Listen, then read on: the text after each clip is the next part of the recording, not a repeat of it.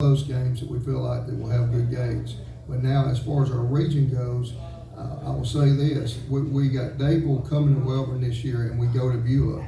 We don't have to go to both of them in 1 year. One of them's coming to us, and we got to travel one. So you take those two games out of it.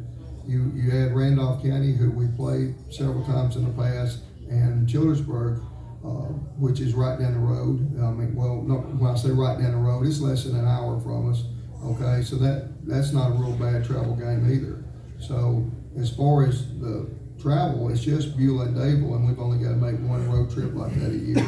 Now the problem's going to come when the postseason occurs, and if we're fortunate to make the playoffs, then there's going to be some drives, because we could possibly go all the way to Mobile, or all the way down into Dothan, and but we'll worry about that when that comes. The first order of business is of course take care of game one, and then after that we're competing to try to win that region. Question.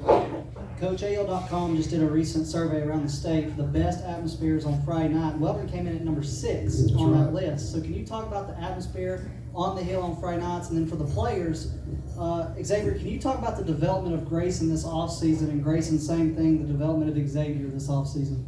Well, I'm very proud of that. I mean, we've worked hard to create that kind of atmosphere, and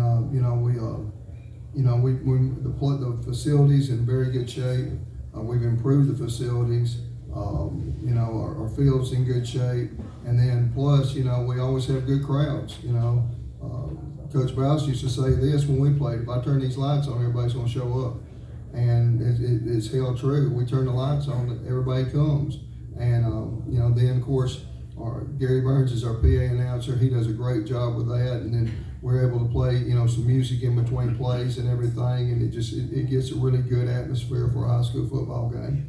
I will say this about that: we were playing Piedmont 2020, and they ended up winning the game right at the end of the game against us. But during that game, with the atmosphere and the intensity and all the bands playing and the music going, I was standing on the sideline. I thought to myself, man, it just don't get much better than this, because it's just an atmosphere and a vibe that was going on at that time. And I really am glad that people recognize that.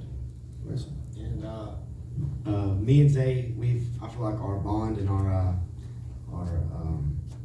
me just like getting in touch with him, it really grew this summer. Me and him both got stronger in the weight room and off the field. Me throwing to him, and just the bond just clicked this summer between us. Like Grace was saying, the bond did got stronger. We got together as a group. And last spring, not this spring, but last spring, he broke his wrist, and that didn't stop him from wanting to get better. The way he works is outstanding. I'm glad to have a quarterback like him.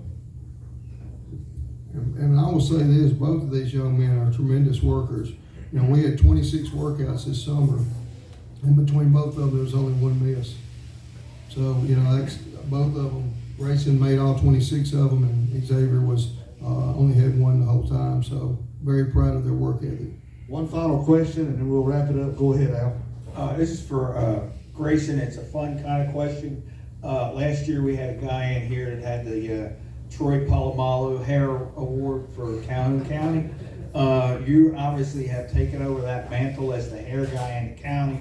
What do you think about the long hair? What do you do with it during the game? How much of a point of pride is it for you to maintain it? And Coach, under that same line, you're an old school